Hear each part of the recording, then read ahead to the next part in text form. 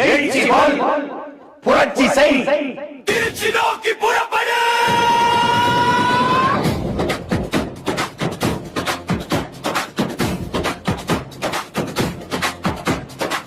காலம் மாறுது, காற்று மாறுது, களம் மாறுது தமிழா. வெறும் ஓட்டு போட நீ ஆள் இல்லை, உன் நாட்டை ஆள எழு தமிழா. பிப்ரவரி 21 நம் பெருமை பேசும் ஒரு நன்று. திருச்சி மண்ணில் சங்கமிப்போம், இனி திரும்பி